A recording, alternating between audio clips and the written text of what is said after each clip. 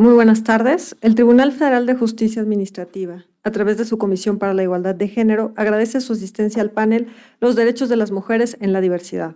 Saludamos a las personas que nos acompañan en este auditorio y a quienes siguen la transmisión por Internet. Agradecemos a las intérpretes de lengua de señas mexicana Ruth Hernández y Vanessa González, que hoy nos acompañan, y damos una cordial bienvenida a las personalidades que integran el presidio. Saludamos a la licenciada Celeste Asensio Ortega, senadora electa de la República.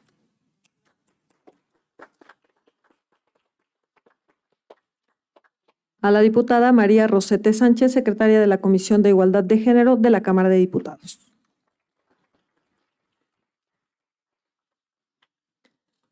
A la diputada Ana Francis López Ballén Patiño, integrante del Congreso de la Ciudad de México.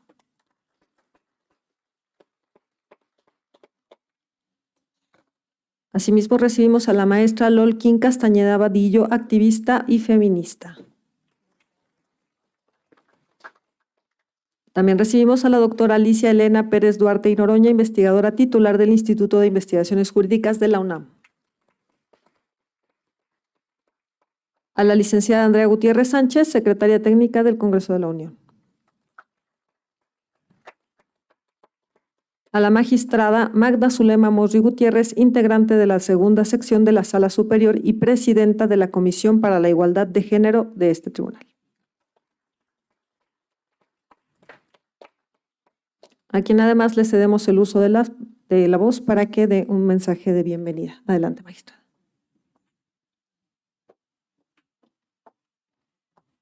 Muy buenas tardes, qué gusto recibirlos en este día tan importante en el que vamos a conmemorar el Día Internacional del Orgullo LGBTIQ.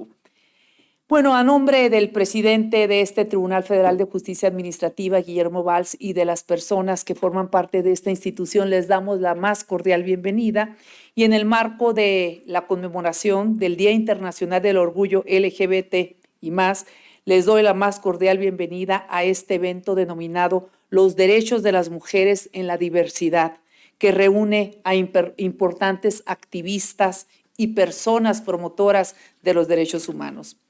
Como ustedes saben, el 28 de junio fue el día elegido para conmemorar el Día Internacional del Orgullo LGBT y más, en memoria de las personas de la comunidad homosexual que en 1969 se resistieron a ser arrestadas injustamente por la policía por ejercer sus derechos a la identidad y a la orientación sexual en un pub, que es un bar, en Stonewall Inn, ubicado en Greenwich Village, en Nueva York.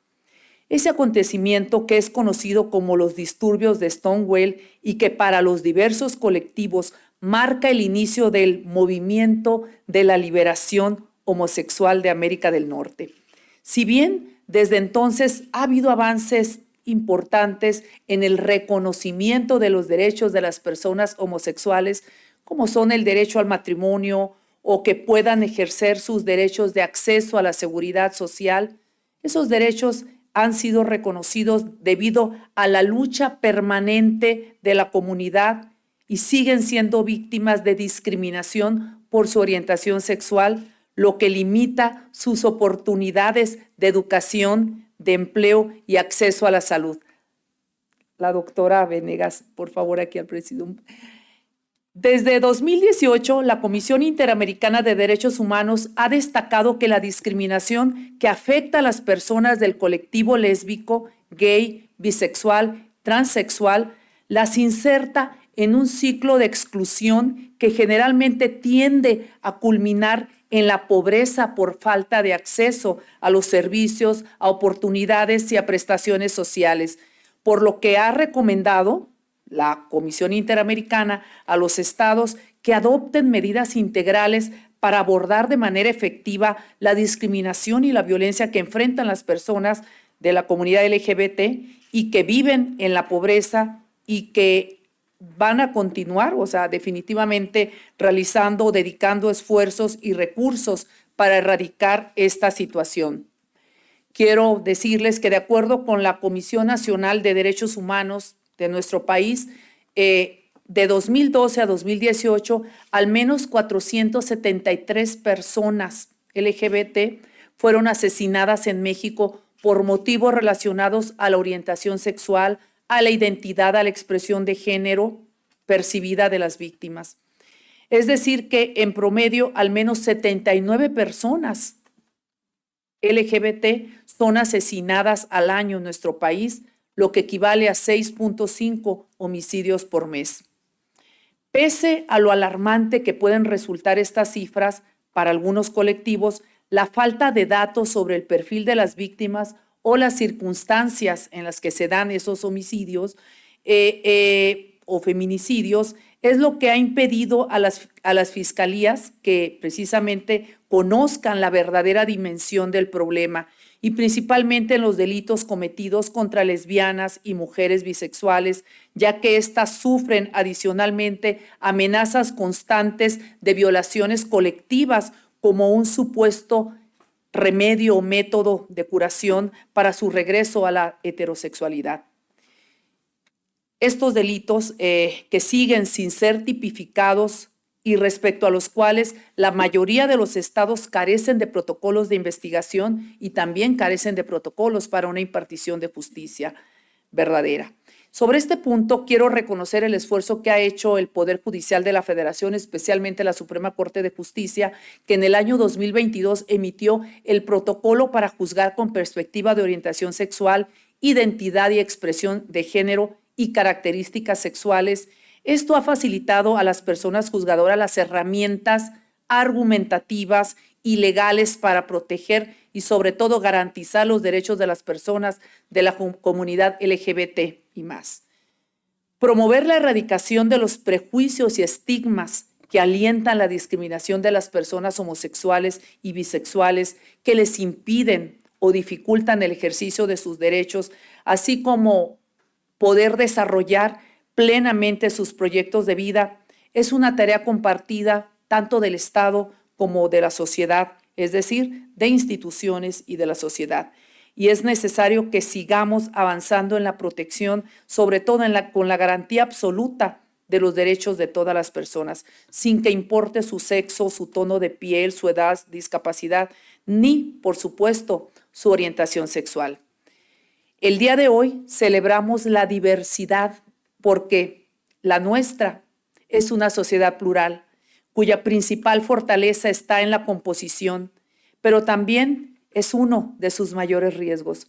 Y si no logramos consolidar una sociedad en la que las personas puedan ejercer libremente sus derechos sexuales, sus derechos a la seguridad y a una vida libre de violencia, pues seguirán viviendo con miedo. Agradezco a las personalidades que nos acompañan en el presidium, nuevamente a la senadora electa Celeste Asensio Ortega, a la diputada María Rosete, a la doctora Sonia Venegas, a los diputados de la Ciudad de México, Ana Francis López y a Temístocles Villanueva, a la maestra Lolkin Castañeda, a la doctora Alicia Elena Pérez Duarte y Noroña y, por supuesto, a nuestra gran aliada Andrea Gutiérrez Sánchez.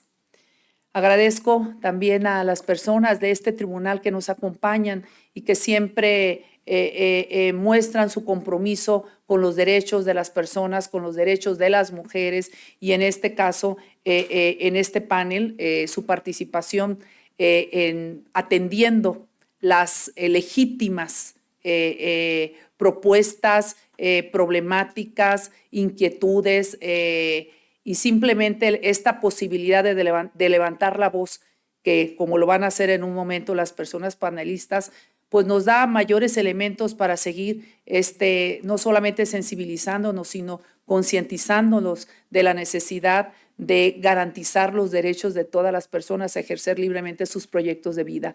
Agradezco mucho su atención nuevamente y bueno, estaré en un momento después de escuchar un par de mensajes, atenta a escucharlas en el panel. Muchas gracias.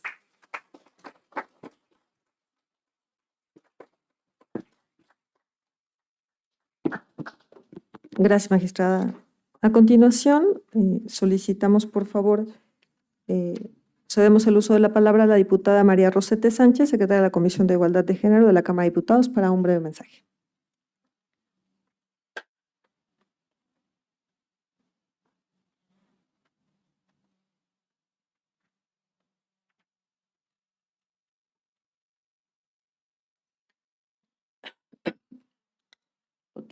poquito de tos, perdón. Pues saludo con gusto a todos los que nos acompañan el día de hoy, a este honorable presidium, por supuesto, y saludo con gusto a una mujer comprometida con los derechos humanos y su progresividad. Desde la impartición de justicia a la magistrada Zulema Mosri Gutiérrez. Agradezco la invitación y le abrazo con sororidad al tiempo que celebro que este tribunal abrace la diversidad, porque esta ciudad y este país son tan diversos como la vida misma. Saludo con gusto a todos los asistentes, compañeros, compañeras, compañeros, congresistas, locales, activistas y personas que sirven a la justicia. A nuestras ponentes, quiero decirles que les saludo, les abrazo, les respeto y les admiro profundamente por la lucha que dan desde sus espacios por defender su derecho a amar.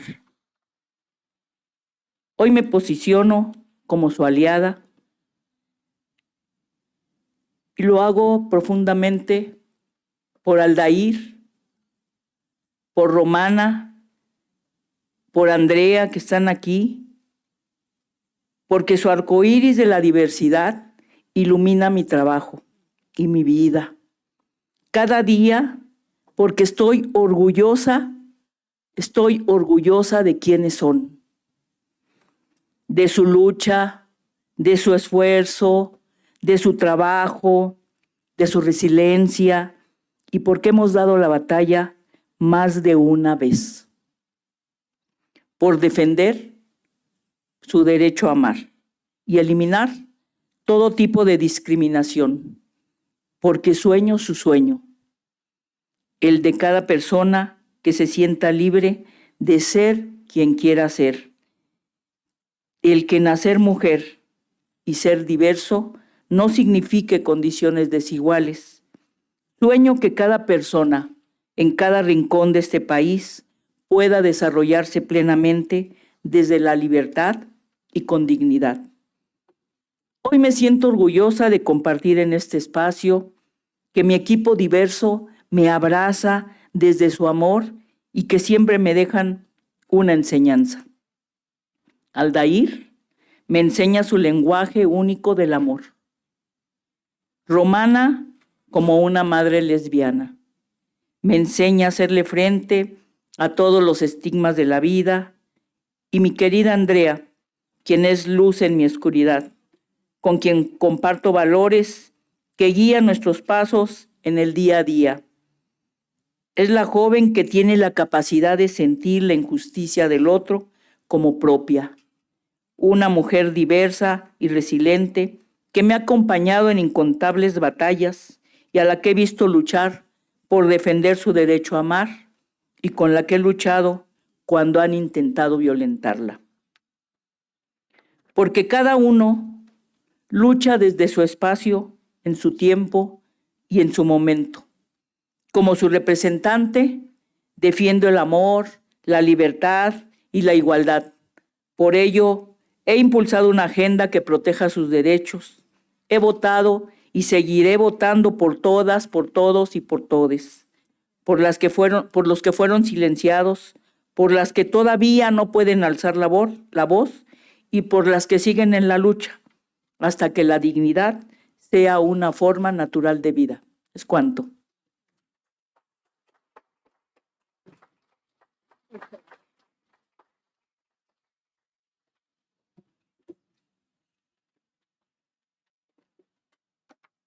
A continuación, cedemos el uso del micrófono a la doctora Sonia Venegas Álvarez, directora de la Facultad de Derecho de la UNAM.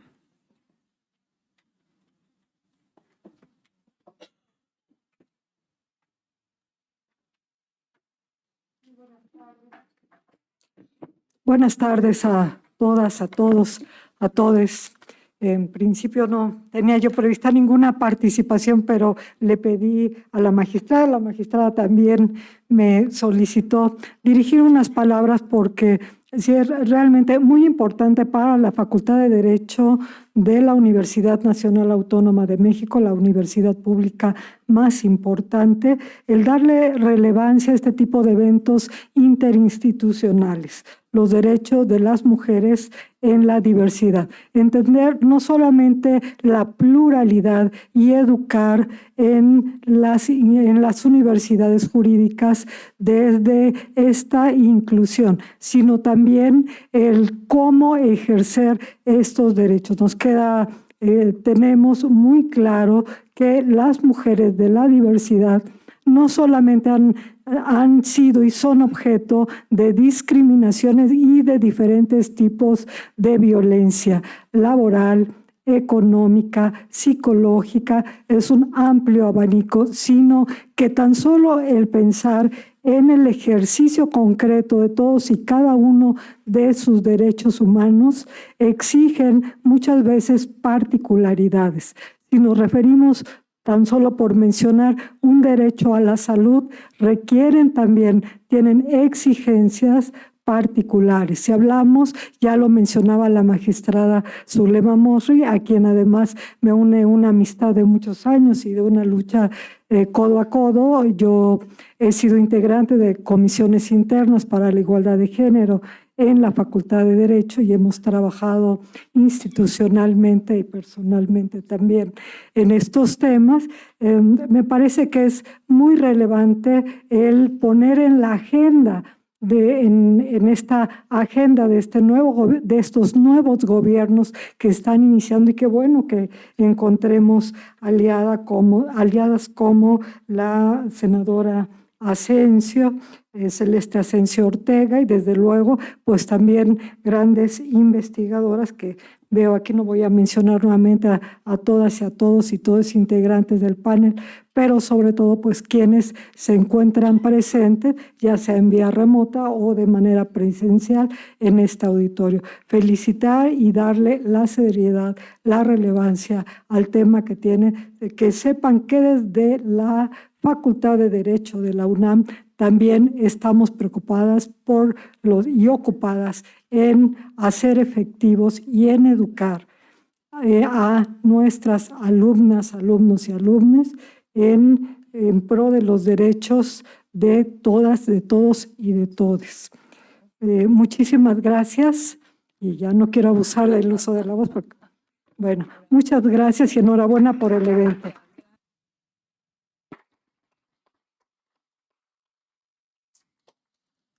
A continuación, queda en uso de la palabra la diputada Ana Francis López Ballén Patiño, integrante del Congreso de la Ciudad de México. Muchas gracias. Si les parece, lo hago desde acá.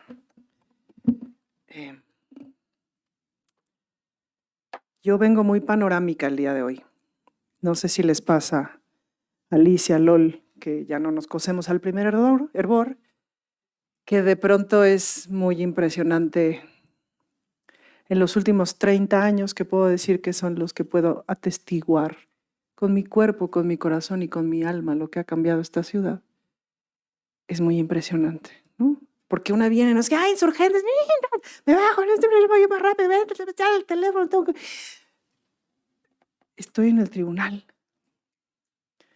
Federal de Justicia Administrativa y me invitaron por lesbiana. Hay muchas cosas que son muy emocionantes. Y vale la pena recordar, vale la pena a la hora de tener una visión panorámica, sin duda, saber hacia dónde vamos o querer ir hacia algún lado, pero también saber de dónde venimos. Y mi primer recuerdo del closet y de la discriminación es, estoy en circuito interior dándome besos con una señorita que me estaba partiendo el hocico, me estaba rompiendo el corazón. Era guapa, guapa, guapa, pero mala onda, mala onda, mala onda. O sea, todo mal, ¿no? Y entonces, entre que si nos besábamos, pero no, pero sí, pero ajá. Y entonces, 2 de la tarde, y pasa una señora y nos grita cochinas o puercas o una cosa así. Y yo dije, pues quién sabe qué dije en ese momento porque me estaban partiendo el corazón, pero lo que digo ahora es a una muchacha heterosexual que igual le podrían haber estado partiendo el corazón, ¿no? No le hubiera pasado además ese plus de circunstancia. Y es interesante mirar el proceso en el que estamos ahora, en el proceso en lo que llamamos la Cuarta Transformación, que es una hermosísima ficción que nos sirve para imaginar un horizonte político, social y cultural. En esta ficción que llamamos Cuarta Transformación, hablamos también de construir de adentro hacia afuera, de abajo hacia arriba, de la emoción a la ley, porque al fin y al cabo la ley son imaginaciones. La ley son imaginaciones, son formas de decir, el mundo puede ser así, el mundo puede regularse de esta manera. Claro, son imaginaciones con un lenguaje rete complicado, pero son imaginaciones, son buenas imaginaciones. Y en esas imaginaciones de lo que podría ser la ley, de lo que en realidad estamos hablando, es de la suma de las distintas personas, emociones, relaciones, etcétera, que confluyen en una sociedad, que confluyen en esta otra determinada ficción llamada Ciudad de México o en esta otra determinada ficción política territorial llamada México. Y es importante, y ese es un proceso muy interesante de la Cuarta Transformación, el hablar también desde nosotros. Por eso nos ha importado mucho que seamos nosotros, nosotras, nosotres quienes legislemos, que seamos nosotros, nosotras, nosotres quienes juzguemos. Porque si no estás ahí, de pronto se pasa la imaginación de corrido. Y entonces nos convertimos en un objeto a respetar, pero no en un compañero, compañera, compañere con quien dialogar y con quien discutir. Temístocles y yo, que hemos sido diputado y diputada abiertamente LGBT de la legislatura, de la segunda legislatura de la Ciudad de México, pues una de las cosas que conversábamos era no tenemos que olvidar que aquí todo muy abierto, ya todo el mundo está muy educado, etcétera, pero tú y yo somos blancos. Y por eso es profundamente celebrable que quien llegue al Senado ahora sea una mujer lesbiana y una mujer además autoidentificada como indígena, porque en la Cuarta Transformación, en esta ficción llamada Cuarta Transformación, decimos ninguna discriminación. Y eso significa o le entramos a ver todas las discriminaciones o nos estamos haciendo tarugos, ¿no? En este asunto de los derechos de las mujeres en la diversidad, pues algo que hemos trabajado todas, pues ha sido también la discriminación hacia el interior de nuestras poblaciones y de nuestros movimientos. El trabajo con los compañeros, decirles a los compañeros, tenemos que trabajar su machismo, pues, ¿no? Porque por supuesto que hay machismo hacia el interior de las colectividades, porque es un patriarcado, etcétera. El mismo machismo que hay en cualquier institución, en cualquier iglesia, en cualquier tribunal, en cualquier escuela de derecho, en cualquier congreso, lo hay también en nuestras organizaciones, en nuestros movimientos y en nuestras poblaciones. Que siempre digo que estas siglas LGBTIQA+, que también son una suma de ficciones, pues trabajamos juntos porque tenemos una agenda común que es la no heterosexualidad o la cisgeneridad. Fuera de eso no tenemos nada que ver. Fuera de eso a cada quien, pues a mí ni siquiera me gustan las mismas personas que le gustan a los gays, ¿me explico? Entonces, es interesante ver que también hacia adentro pues hay un montón de diferencias y necesitamos cosas profundamente diferentes.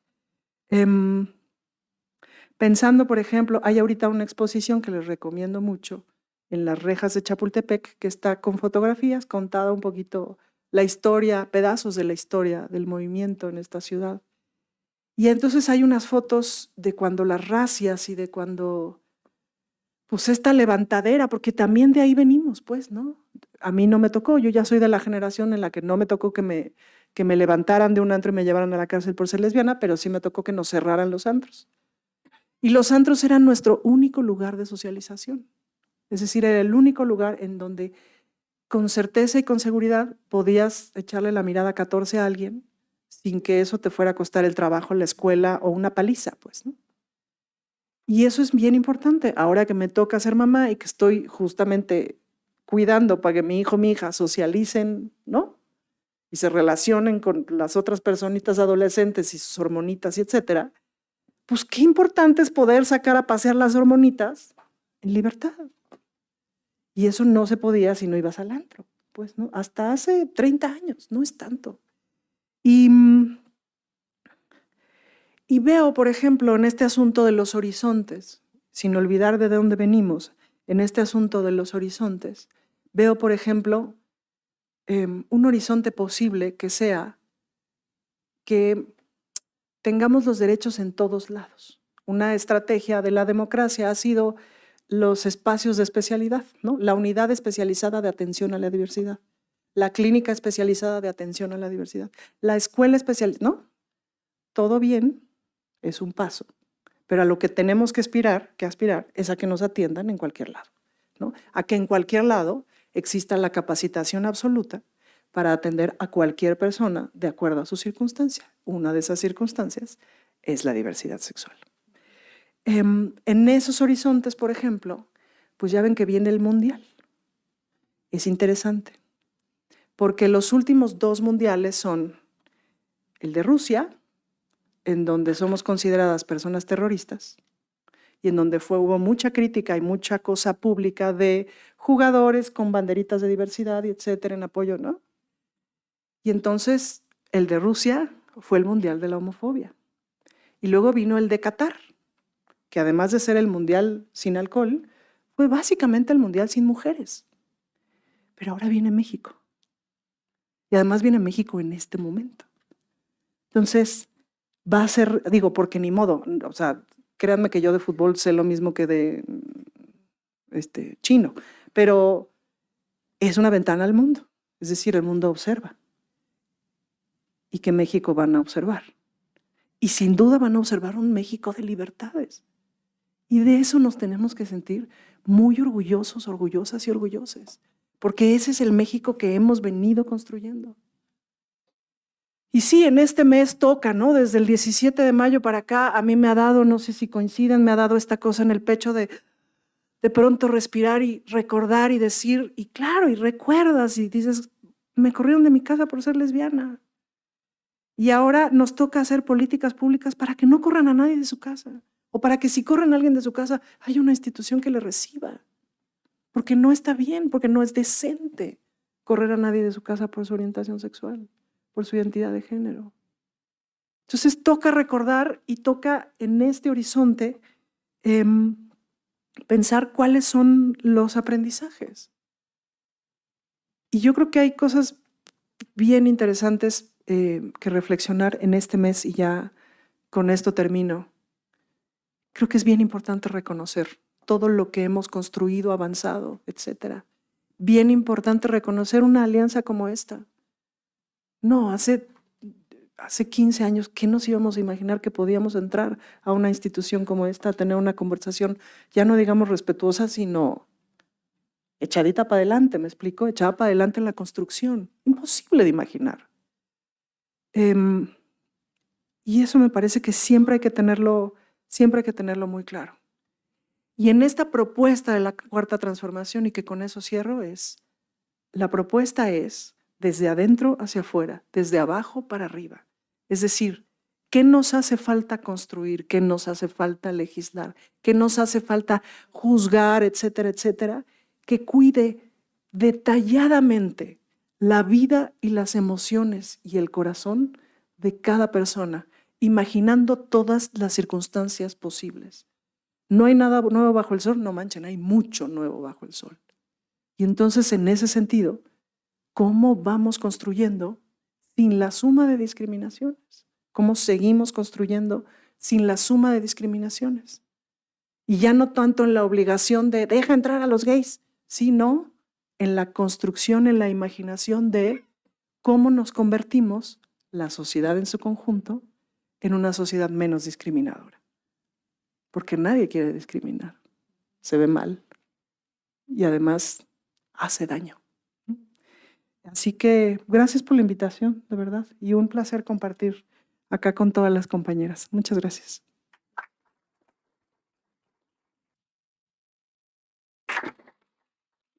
En este momento damos paso al inicio del panel, Los derechos de las mujeres en la diversidad, para lo cual agradecemos a las personas que nos acompañaron en el presidium y les pedimos que también nos acompañen aquí enfrente para que tomen sus lugares y pueda dar el inicio de esta segunda etapa del programa.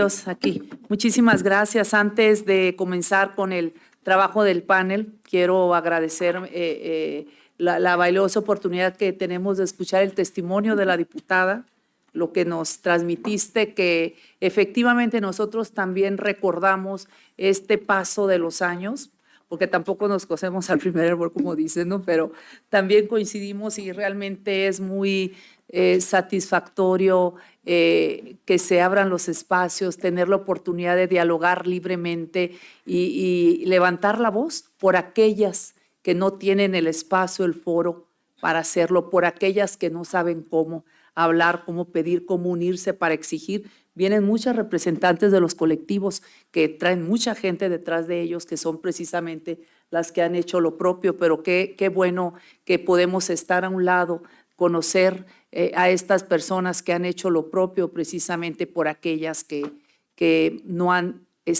no han tenido las condiciones, las posibilidades, o porque las silencian, o por los estereotipos, o por muchas circunstancias, porque hay muchos factores que precisamente cuando aplicamos la perspectiva de género se trata, no voy a agarrar el espacio de ellas, precisamente levantar el velo, mirar con esos lentes de aumento y ver mucho de lo que habló la diputada es lo que pretendemos o lo que se espera lograr al aplicar la perspectiva de género y de derechos humanos, no solamente en la función jurisdiccional, sino en las políticas públicas, en cualquier decisión. Quiero agradecer, antes de empezar con el panel, la presencia del maestro Héctor de la Cruz Hostos, él es secretario operativo de administración del tribunal. También, gracias, doctor. El doctor Guillermo Eduardo González Medina, también es director del Centro de Estudios de esta institución. La licenciada Maricruz Moreno Villaseñor es coordinadora de bibliotecas. María Eugenia Hernández Villaseñor es directora general de programación y presupuesto. Están aquí la doctora Alejandra Montoya Mejía, es directora general de igualdad de derechos y paridad de género del Tribunal Electoral. Ya habíamos saludado a Ale, a la maestra Patricia Lira. Patricia, muchísimas gracias, es académica de la Facultad de Derecho de la UNAM. A Daniela García Martínez, representante de la Nación Orgullo. Y muchísimas gracias por acompañarnos, sobre todo a ustedes, al personal del tribunal y a quienes se dieron su tiempo, pero sobre todo a tener la oportunidad de escuchar a estas grandes mujeres. Quiero, antes de comenzar el trabajo del panel, explicar brevemente su desarrollo. En la primera ronda, cada participante contará, digamos, 10 o hasta 12 minutos para su exposición. Muy sencillito, cada una de ustedes hasta 12 minutos. Al concluir esta primera ronda, vamos a dar un espacio para que las ponentes respondan preguntas del público, lo cual les pedimos que nos hagan llegar sus preguntas en una tarjeta. Para ello, que lo hagan por conducto del personal de apoyo que les asistirá para este efecto, y a las personas que nos siguen en la transmisión simultánea desde las diversas salas regionales de este Tribunal Federal de Justicia Administrativa, les pedimos nos hagan llegar sus preguntas, sus comentarios mediante la plataforma por la que se transmite este panel. Al final de la ronda de preguntas, las ponentes contarán con unos minutos para regalarnos una reflexión o comentario final. Entonces, dicho esto, que está muy sencillita la dinámica, salvo que ustedes me propongan otra cosa, me permitiré compartir con ustedes una breve semblanza curricular de nuestras panelistas. Adelante, por favor.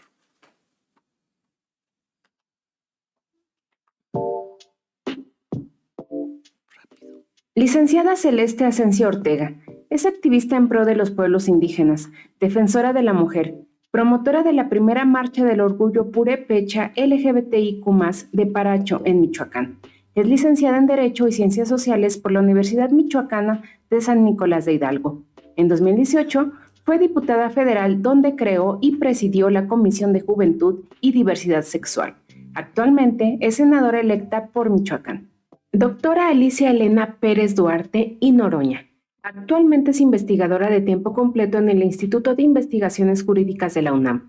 Es licenciada, maestra y doctora en Derecho por la Universidad Nacional Autónoma de México, asesora en políticas públicas para la igualdad entre mujeres y hombres y el acceso a una vida libre de violencia para las mujeres, tanto en organismos nacionales como internacionales y multinacionales.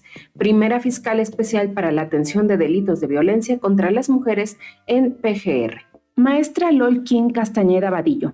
Es una activista mexicana y maestra en políticas públicas contra la desigualdad por la Universidad Autónoma de Barcelona y en estudios de la mujer por la Universidad Autónoma Metropolitana. Fue diputada constituyente impulsora del matrimonio igualitario y su implementación en el entonces Distrito Federal. Promotora de los derechos a la seguridad social de las parejas homosexuales desde la sociedad civil. Licenciada Andrea Gutiérrez Sánchez. Es feminista, activista y defensora de los derechos de las mujeres y la comunidad LGBTIQ+. Es licenciada en Derecho por el Instituto Universitario Franco-Inglés de México, graduada de la segunda edición del posgrado en Perspectiva de Género por el Programa Franco-Mexicano y el Instituto de Investigaciones Jurídicas de la UNAM.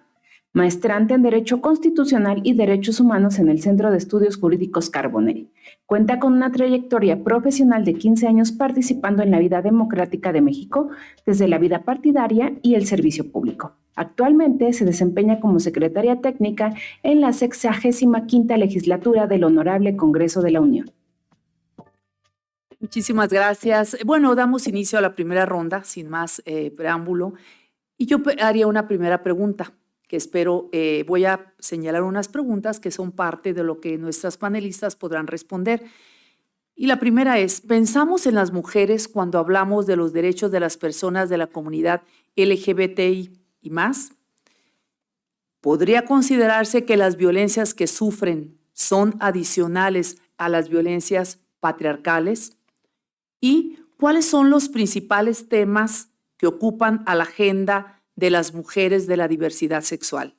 Para responder esta y otras preguntas, daremos inicio al panel Los derechos de las mujeres en la diversidad, para lo cual cedo el uso de la palabra a la senadora electa Celeste Asensio Ortega.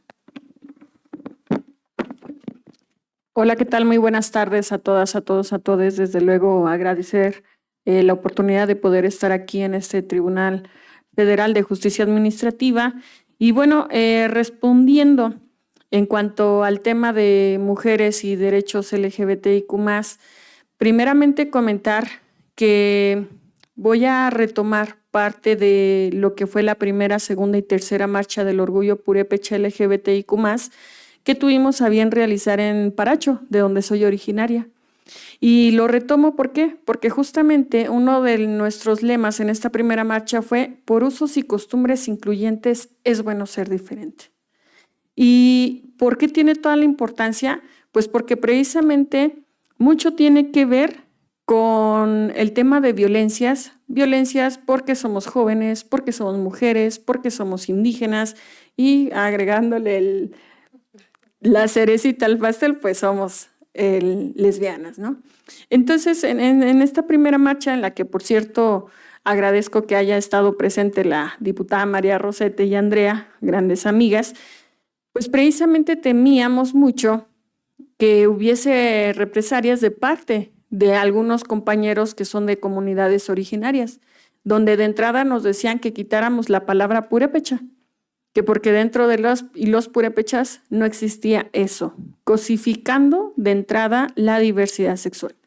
Entonces, claro que sigue habiendo violencias patriarcales y consideraría que no solamente es por el hecho del género, es también por el hecho, evidentemente, de la orientación, identidad o expresiones de género. Entonces, tiene allí todo un simbolismo, porque hemos reiterado quienes pertenecemos a algunas comunidades originarias que en muchas ocasiones los usos y costumbres parecieran que se convierten más en abusos y costumbres para las mujeres. ¿Por qué? Pues porque si bien es cierto, ahora Michoacán también se está convirtiendo en uno de los que va abonando en materia de pueblos originarios para el autogobierno. Y tenemos más de 20 comunidades indígenas que ya se han autoescrito como autogobierno, y en este sentido precisamente es donde dicen, bueno, nosotros vamos a tener nuestro propio consejo. sin mujeres. Tuvo que ser el Instituto Electoral quien les determinan, ok, si van a hacer su propio consejo, va a ser obligatorio que incluyan también a la mujer. Y ahora ya vemos, la verdad todavía solamente hay una jefa de tenencia, pero al final del día, pues las mujeres siguen utilizando los espacios más lejanos a la toma de decisiones. Y por eso precisamente, pues tenemos que involucrarnos y tenemos que hacer, y perdón, ¿quién me va a decir el tiempo? Ok. Tenemos que trabajar en una agenda, pues que evidentemente nos permita no solamente la conformación, creación o erogación de algunas leyes, porque justo, ¿no? Vamos a empezar por el hecho de que tengo estas 4 interseccionalidades: mujer, joven, purépecha y lesbiana. Y resulta que yo ni siquiera me había dado cuenta, porque pues yo me asumía como una mujer X, punto. Hasta que me empiezan a decir, no manches, tienes 4 interseccionalidades, etcétera, etcétera.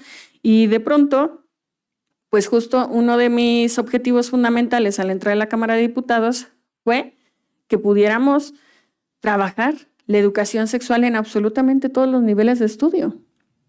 Se logró la reforma, ahorita ya está en la Constitución, pero sigue habiendo de todas maneras muchísimas resistencias para que podamos hablar de estos temas en todos los lugares y sin algún tabú. Y ahora de pronto, pues ya lo comentaba Ana Francis, ellas tuvieron una época muy difícil y créanme que yo nunca me imaginé. Yo tenía miedo, evidentemente, a los 16, 17 años que me asumo como una mujer diversa y que ni siquiera sabía lo que era.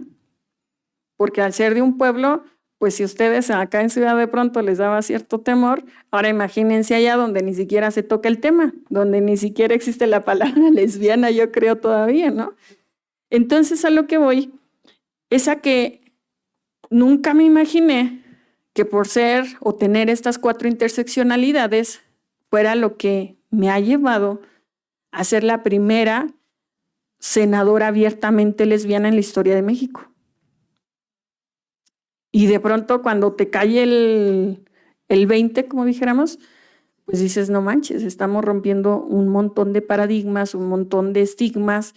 Y claro que como dice decía nuestra frase ahora en campaña, pues estamos haciendo historia. Y esto no hubiese sido posible si no es por este gran movimiento de transformación que empezamos a trabajar, ¿no? Entonces, cuando de pronto me decían, no van a votar por ti porque eres una mujer lesbiana, porque nadie te conoce, porque eres joven, y tenemos una votación histórica en nuestro estado con más de 1 millón de votos para el Senado, pues decimos, la orientación está pasando a ser un segundo término. La juventud está pasando a ser verdaderamente algo importante en la política en México. Y de ese modo, pues es que evidentemente, y con esto cierro, pues vamos construyendo una agenda. Una agenda que no viene de hace 3 o 6 años o una década, viene de muchísimas décadas atrás. Y con esto, pues precisamente presento en Cámara de Diputados cuando menos 40 iniciativas que tienen que ver en materia de diversidad sexual y paridad de género. Y pues esta productividad legislativa pasa a que algunas de ellas ya se aprobaron en el Pleno de la Cámara de Diputados. No así han sido publicadas en el Diario Oficial de la Federación. Entonces, hay mucho trabajo que hacer, hay muchísimo por lo que seguir luchando y sobre todo, y que quede muy claro, el hecho de que actualmente en la Cámara de Diputados tengamos a 2 diputadas trans, a 2 diputadas lesbianas, no significa que con eso nos vamos a conformar, sino todo lo contrario. Significa, estoy hablando en la Cámara Federal, porque en los congresos locales tenemos otros perfiles muy buenos también, pero significa que apenas estamos arañando estos espacios para la toma de decisiones y que no basta el estar allí. Necesitamos que realmente se aprueben las iniciativas, las propuestas de leyes que necesitamos para erradicar la discriminación. Así que pues creo que hasta allí le dejo. Muchas gracias. Gracias, senadora Celeste, muchísimas gracias. Y a continuación, pues toca el turno de escuchar a la doctora Alicia Elena Pérez Duarte y Noroña. Doctora, tiene el uso de la palabra. Gracias, Magda. Muchas gracias. Primero por la invitación y luego por las preguntas que al fin y al cabo ya se me olvidaron. A los 71 años se vale que se le olviden las cosas a una, ¿verdad? Pero no, algo apunté. A ver, pensamos en las mujeres cuando se habla de la comunidad LGBTTIQ y más. En mi experiencia, no. No, porque pareciera que ese acrónimo es algo especial para una población que está allá y en la que quién sabe dónde esté parada yo. Igual que Ana Francis, tengo una larga historia, 71 años son un montón. Da tiempo suficiente para haber pasado por todos lados, literalmente por todos lados, colegio de monjas, pleitos en la familia, para poder ir a la universidad, para poder estudiar, ¿sí? Porque yo estaba destinada a estudiar la primaria, que era obligatoria ya entonces, en los años 50, 60 del siglo pasado, pero hasta ahí, ¿sí? No iban a gastar más dinero. De ese destino, el mandato era que me tenía que casar y cumplí con el mandato, me casé. Tuve una hija ya en la carrera. De hecho, literalmente hice derecho a la carrera porque me embaracé en el Inter. Casadita primero, me casé primero, cumplí con todas las reglas y con todos los mandatos de este patriarcado nuestro, porque si no, no tiene chiste. Sí, entonces, me caso, me embarazo, obviamente, como tenía que ser. Sí, nada más que ya estaba muy embarazada cuando dije, ¿y a qué horas voy a terminar la carrera si no lo hago ahorita? Me recibí en agosto y en octubre nació la hija. Entonces, a partir de ahí empiezo a pelearme con bueno, no es cierto, a partir de ahí tomo conciencia que desde que nací literalmente me estoy peleando con los mandatos patriarcales. ¿Representados en quién? Pues en mi padre, porque él era el patriarca de la familia, quien nos daba las reglas, quien nos mandaba hacer. Y la razón por la que estudio Derecho fue justamente esa pregunta, ¿sí? Pero es más amplia. Las mujeres tenemos derecho, ya olvídense de todo lo demás, tenemos derechos. No puedo elegir estudiar en la UNAM, porque si no es una escuela de monjas, entonces quién sabe qué me vaya a pasar en el camino, ¿sí? Me puedo volver lesbiana. De todas maneras pasó, de todas maneras, ¿no? Pero bueno, de todas maneras, pero, ¿sí? Como suele suceder, pero tampoco se vivían las cosas en aquel entonces como un derecho.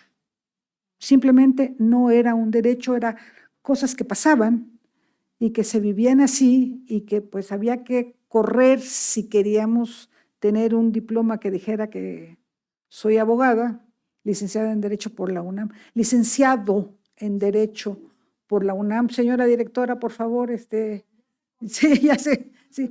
Ayúdenos a que les cambien ese licenciado por una.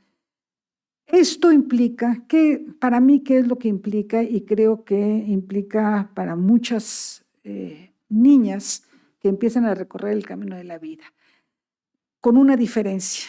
Ahora esas niñas saben que tienen derechos y nuestra labor, ¿sí? Independientemente de nuestras orientaciones, voy a citar a Chabela Vargas, independientemente de con quién nos guste cuchiplanchar el colchón, ¿sí? Nuestra labor es esa, impulsar el conocimiento de los derechos y de que el saber que tenemos derechos y que las mujeres no nada más somos más de la mitad de la población, sino además, querámoslo o no, ¿sí?, somos las garantes de la perpetuación de la especie, como todas las hembras, nada más que lo podemos hacer con conciencia y podemos decidir, ya tenemos el derecho a decidir si somos o no somos, si le entramos al juego de la perpetuación de la especie o no le entramos al juego de la perpetuación de la especie. Esto habla de libertades que hemos ido adquiriendo y conciencia de que esas libertades están ahí. Y nuestra, digamos, pues sí, obligación es transmitirlas a las siguientes generaciones. Porque si no lo podemos transmitir, llegamos a la segunda pregunta. ¿Las violencias son iguales? A mí me parece que sí son iguales, ¿sí? La violencia de género en contra de las mujeres, creo yo que no revisa o no ve o no le importa si somos heterosexuales o si somos lesbianas o si somos bisexuales. Eso no le importa, simplemente ven cuerpo de mujer y eso es razón más que suficiente para el abanico de violencias que el patriarcado nos tiene destinadas. A lo mejor esto pasa, y no debería decir a lo mejor, seguramente esto pasa, mi percepción existe porque finalmente soy una mujer citadina, soy una mujer blanca leche, no lo puedo ocultar, ¿sí? Ni modo, y además hasta el pelo se me puso blanco para que no hubiera confusión alguna. Y nací en una familia de clase media, ¿sí? Aunque el indigenismo lo tengo muy cerca, no se nota, pero lo tengo muy cerca. Mi bisabuela, a la que yo les puse sus brazos a su tataranieta, su primera tataranieta, conviví mucho con ella, era una indígena náhuatl de la Sierra Norte de Puebla, que no le inteligía al Castilla y por eso no me contaba muchas historias. Pero de todas maneras, sí soy una mujer citadina, crecí en ciudades y eso me permitió abrir un abanico de opciones que estoy absolutamente segura, porque lo he visto, lo he vivido, que otras mujeres, inclusive en esta misma capital, no tienen. De hecho, hasta hace no mucho tiempo me jactaba de que yo era una de las pocas mujeres que no habían sufrido ningún tipo de violencia. Y luego dije, no es cierto, estoy loca. Todas las mujeres, todas, recibimos algún tipo de violencia contra las mujeres. A lo mejor no las graves, no las más graves. No he sido víctima de feminicidio porque aquí estoy, pero todas recibimos algún tipo de violencia, seamos heterosexuales, lesbianas, bisexuales. Sí, ahí está la violencia. Y ¿en qué debemos trabajar? Mi propuesta ha sido desde hace mucho tiempo que nuestro trabajo, o sea, en el que yo me he enfocado, es justamente rescatar el concepto de dignidad. Un concepto que ni siquiera hemos podido definir, a pesar de que estamos ya en el siglo XXI, no hemos podido definir más a la dignidad más que a través del concepto del atributo, un atributo del ser humano. Pero creo que a partir de ahí el aprendizaje de los derechos, las libertades y sobre todo la igualdad entre mujeres y hombres, independientemente del abanico de diversidades, que es muy grande, ahí están, y ese aprendizaje lo tenemos que transmitir a las siguientes generaciones para que las discriminaciones se vayan borrando. Por lo pronto. Muy bien, doctora. Muchísimas gracias, doctora Pérez Duarte y Noroña. No sé si soy de Bueno, pues Noroña, no que es anda de por los ahí. noroñas. No sé, que Bueno. sí Entonces, somos sí, sí. parientes, pero no lo conocía. Gracias por su experiencia, por compartirnos sus valiosos conceptos. Bueno, ahora cedo el uso de la palabra y cedo el micrófono a la maestra Lolkin Castañeda Vadillo, hasta 12 minutos. Adelante. Muchas gracias. Cuando me descubrí enamorada de una mujer, supe que tenía que levantar la voz para defender mi vida y la de ella y defender a nuestra familia. Y estoy muy emocionada y muy contenta de estar esta tarde, magistrada Zulema Morri Gutiérrez, en este Tribunal Federal de Justicia Administrativa, hablando justamente de los derechos de las lesbianas, de nuestros derechos. A mí me parece muy importante que, por supuesto, junio es mes del orgullo. Hoy cada vez vemos con más certeza a las empresas mostrando las banderas del orgullo, las instituciones públicas, eventos en medios de comunicación, premiers, etcétera. Hay una nueva forma de vivir el orgullo. Sin embargo, la realidad es que cuando hablamos del movimiento social de lesbianas, gays, bisexuales, transexuales, transgénero, travestis, intersexuales, y siguen sumando así identidades, ¿no? Como si esta sumatoria en automático revolucionaria la sociedad y las leyes y nos hiciera una sociedad en igualdad. La realidad es que lo que nos suma en ese movimiento social es la profunda discriminación y desigualdad que seguimos viviendo. Fuera de eso, la realidad es que cada identidad y cada grupo de población tiene una agenda específica, necesidades, retos, y por eso me parece tan importante hablar específicamente cuando se habla del movimiento LGBT o de la agenda LGBT, es decir, ¿de quién estamos hablando? ¿No? Porque lo contrario, corremos el enorme riesgo de perdernos. Dicen por ahí en política, cuando se piden demasiadas cosas, es la ecuación perfecta justo para no garantizar nada, ¿no? Cuando no tenemos claridad de la agenda y del tema que tenemos sobre la mesa, pues es bien fácil eludir responsabilidades e ir de alguna forma resolviendo lo menos, ¿no? Entonces, claro, sí, de pronto tenemos en una mesa 10 puntos, el primero es simbólico, el otro es pone una bandera, el otro es hace y el 10º punto transforma las leyes. Claro, cuando llegamos ahí, pues ya cambiaron las legislaturas y ya cambiaron los gobiernos y ya los acuerdos no están, ¿no? Entonces, me parece muy importante cuando pensamos justamente en si las violencias hacia las lesbianas son iguales o no. A mí me gusta mucho esta mesa porque soy casi contemporánea de Alicia. Casi. O sea, yo también nací en el siglo pasado y eso significa de verdad haber sido educada en esa lógica de lo que era ser mujer, ¿no?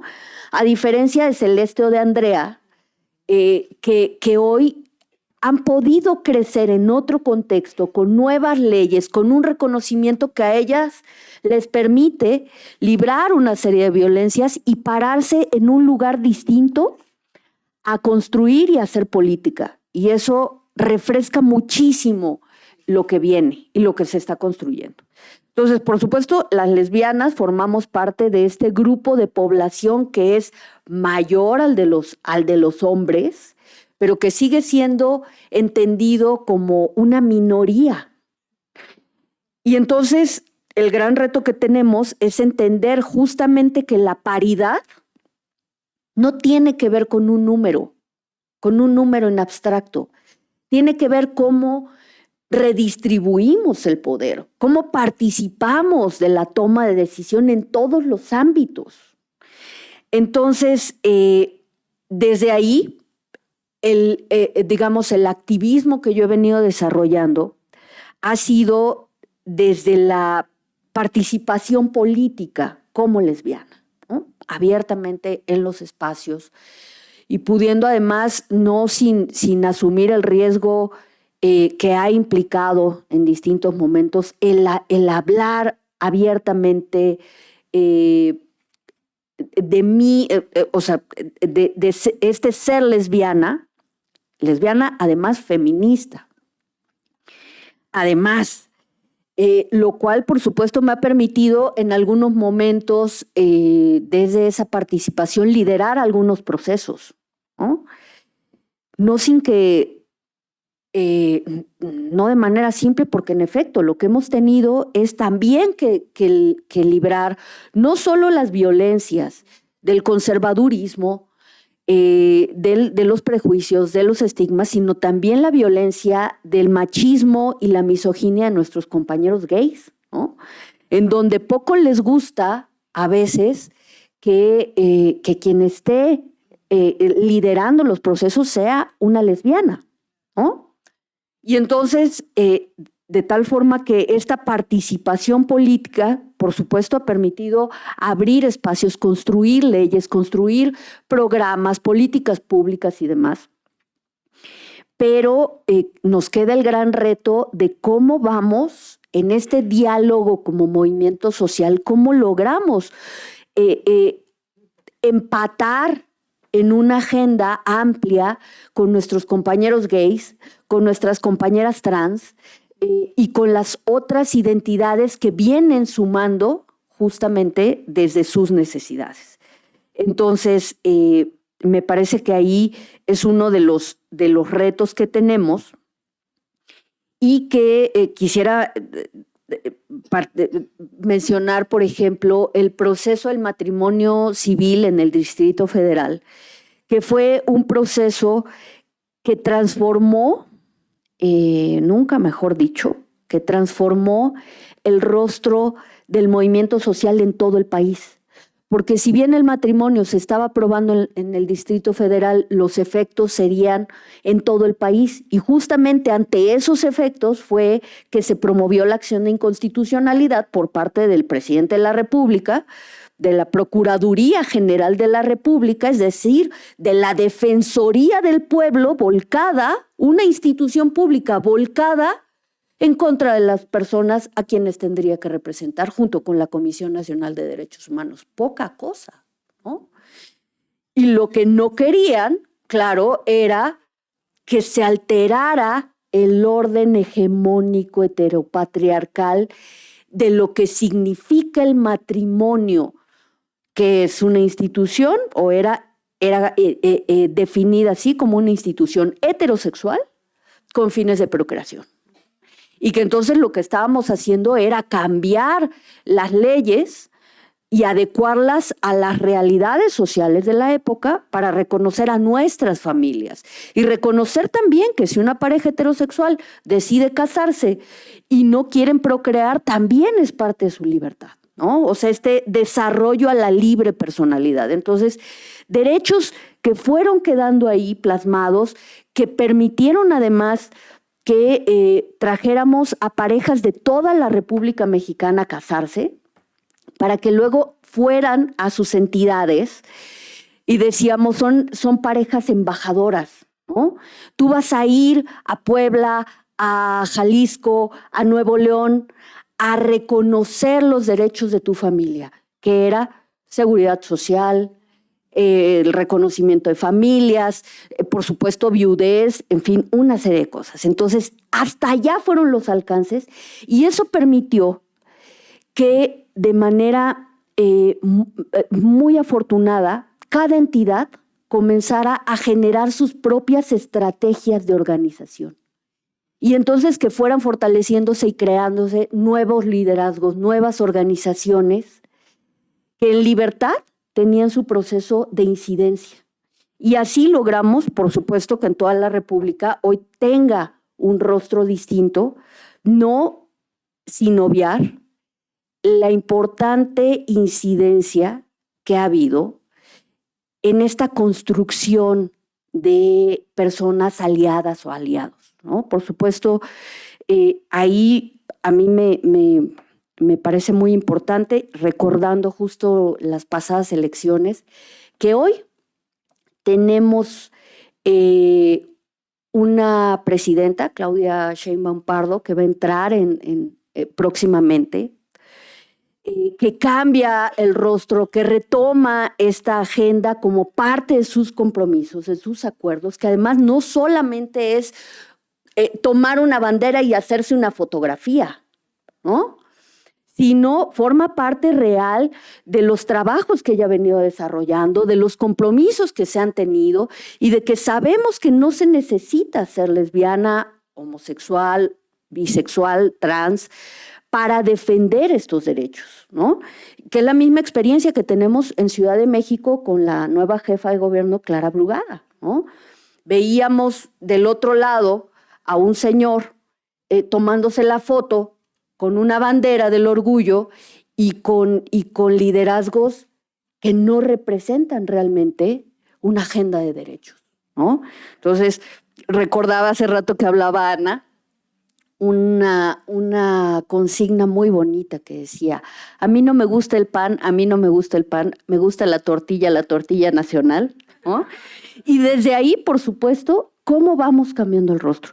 Quisiera cerrar esta participación destacando algunos elementos. En la Constitución de la Ciudad de México, en 2016 y su publicación en 2017, pudimos dejar en la Constitución el derecho al libre desarrollo de la personalidad, el reconocimiento de las identidades como un derecho estructural, ¿no? El reconocimiento de las familias desde toda y cada una de sus conformaciones, el derecho, por supuesto, al matrimonio igualitario y al concubinato, que es un derecho que está todavía cuesta arriba, porque muchas entidades siguen sin reconocer los concubinatos. Y de manera muy importante, plasmado los derechos de las personas lesbianas, gays, bisexuales, transexuales, transgénero, travestis e intersexuales en la primera Constitución que nombra así a nuestras poblaciones. Entonces, ¿qué tenemos de frente? Yo digo, las lesbianas, por supuesto, construir la igualdad, por supuesto, seguir en esta incidencia política, participar no solamente de los cargos, sino también de cómo integramos los equipos de trabajo y el reconocimiento de familias. Hoy tenemos matrimonio igualitario en toda la República. No así el reconocimiento a los registros de nacimiento. Hay entidades como Morelos, y hay que decirlo, que fue uno de los primeros estados en legislar el matrimonio igualitario, en donde hoy, si acude una pareja, un matrimonio de lesbianas al registro civil a registrar a su hija o hijo o hije, le dicen: no se puede, vete a la Ciudad de México para que allá la registres, consíguete un comprobante de domicilio, porque aquí solo que promuevas un amparo. Y estamos a 1 hora de distancia de Morelos, con un gobierno que debería de estar pensando en armonizar, en actualizar y demás, y en donde realmente está en la patada, ¿no? Entonces, hace falta tener esas certezas, esos compromisos para poder avanzar. Muchas gracias. Muchísimas gracias a ti, maestra Lolkin. Realmente hablaba, yo tengo ya muchas notas, pero no soy la que voy a hablar.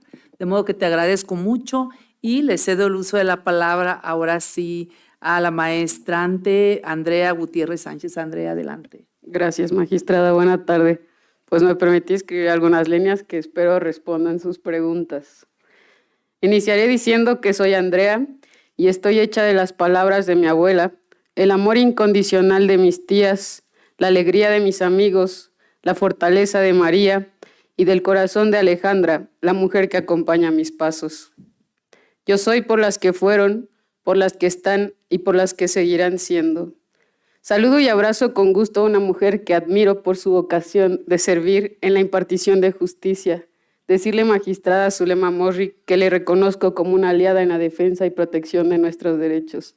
Gracias. Saludo también a una mujer que cuando de defender mi derecho a ser quien soy se trata, siempre se ha mostrado firme, tan firme que le vi defender y hacer suya una agenda de diversidad frente al cuestionamiento de su grupo parlamentario entero. Diputada María Rosete, gracias. Diputados Temístocles y Ana Francis, les abrazo y agradezco cada una de las batallas que han dado por defender la agenda de la comunidad. A todos quienes se dieron cita y el tiempo de estar aquí, mi gratitud porque pocas y muy contadas veces la agenda de las mujeres de la diversidad es escuchada. Hay una frase de Galeano que me gusta mucho. Él decía que la rebeldía proviene del amor a los demás, del amor a las cosas por las que vale la pena vivir y hasta morir por ellas. A mis compañeras panelistas les digo, en su persona esas palabras cobran sentido. Es un privilegio compartir este espacio con ustedes, mujeres valientes y rebeldes. Estos días, mientras pensaba en la forma en la que plantearía mi participación, vino a mi mente un recuerdo de forma recurrente. Debí tener 8 años, en la primera clase, era en la primaria, y era la primera clase a la entrada del receso. La maestra nos había pedido llevar algún objeto que tuviera una relación con lo que queríamos ser cuando fuéramos grandes. Recuerdo que al entrar al receso saqué mi bandera de México que había tomado del escritorio de mi tía la noche anterior. Mis compañeros de clase comenzaron a pasar e impaciente esperaba mi turno. Cuando por fin llegó el momento, la maestra preguntó, ¿qué quieres ser de grande? Y mi respuesta fue gobernadora. Respuesta que causó la inmediata negación de la maestra, afirmando que no hay gobernadoras, hay gobernadores, para continuar diciéndome que aunque tuviera el cabello corto, nunca podría ser un gobernador. Esa fue la primera vez que me golpeó el no en la vida. Una respuesta cruel para una niña que soñaba. Sin embargo, la maestra en aquel contexto aludía a la realidad tan desigual que vivimos. Esa tarde llegué a casa cuestionando lo que me habían dicho, algo que para mí no tenía lógica alguna, porque crecí en un matriarcado que marcó mi vida, soñó mis sueños y me enseñó que mientras haya un sueño siempre habrá una esperanza. Hoy, una maestra de primaria gobierna mi estado. Hace unos días, después de 65 hombres, una mujer fue electa presidenta de México y ese mismo día, Celeste se convirtió en la primera mujer indígena abiertamente lesbiana en llegar al Senado de la República. Hoy los espacios de representación se eligen bajo el principio de paridad. Parece que la revolución por fin le hace justicia a Ermila Galindo, porque no podemos olvidar que las mujeres quedamos excluidas de los derechos políticos un largo periodo.